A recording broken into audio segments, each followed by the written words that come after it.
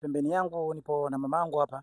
Nataka niweze kumpa fursa aweze kujitambulisha jina lake, lakini pia niweze kupiga naye story mambo mawili matatu, hususan hili ambalo linaendelea katika mitaa hii ya Kimani. Hii ni barabara ambayo inapatikana katika maeneo ya Kinyamwezi, ni barabara ambayo inaanzia maeneo ya Mapensheni, inakuja kwa Mgabo, lakini pia inakuja moja kwa moja mpaka maeneo ya Kimani. Mama, habari?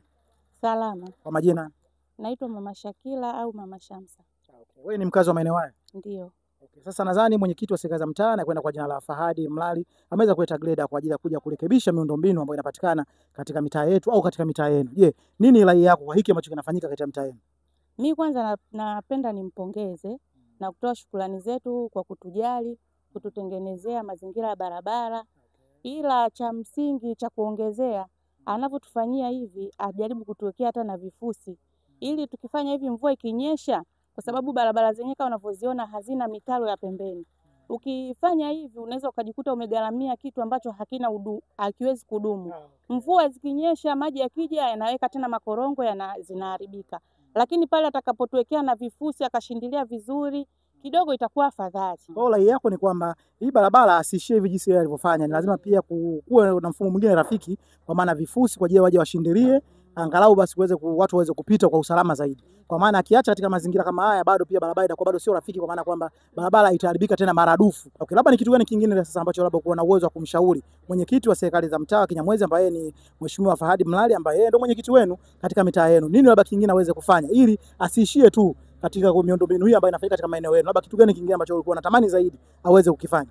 Mimi ninachotamani ni kwamba kama hivi anavyoendelea kufanya vile vile atukumbuke kina mama, swala lazima la mikopo ya kina mama tuweze kupata.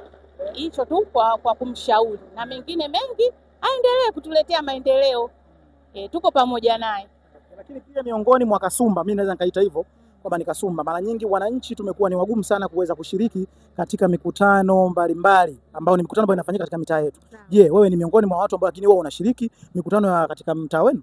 Mikutano tunapenda kushiriki, isipokuwa labda tunakosa tu mawasiliano. Yaani tunakosa ile kufahamu kusema kwamba jamani kuna mkutano, lakini kama tunapata ujumbe kwamba kuna mkutano tunapenda sana kushiriki. Kwa sababu tutakaposhiriki kwenye mikutano ndio tutakavyojua changamoto katika mitaa yetu. Changamoto ambao wanakumbana nao wao ni kwamba katika mitaa ya Kimani mikutano mbalimbali ya wananchi ambayo inafanyika katika maeneo ya Kinyamwezi kule, wao taarifa huwa inachelewa kufika katika maeneo yao ili waweze kushiriki mikutano moja kwa moja. Na tunaelewa kwa maana kwamba ushirikishwaji wa mikutano moja kwa moja ni miongoni mwa njia rafiki au rahisi kuweza kujua changamoto mbalimbali. Sisi kama waandishi tunaweza kulichukua na kulifikisha katika ngazi husika ili sasa waweze kutafuta mfumo rafiki ili sasa waweze kuwafikia wananchi, kuweza kuwashauri na kuambia kwamba mkutano unafanyika siku fulani, kwa maana kwamba ni haki ya kila Mtanzania au kila mwananchi kuweza kushiriki katika mikutano mbalimbali, hususan katika kwenda kutibu changamoto mbalimbali ambazo zinapatikana katika mitaa yetu.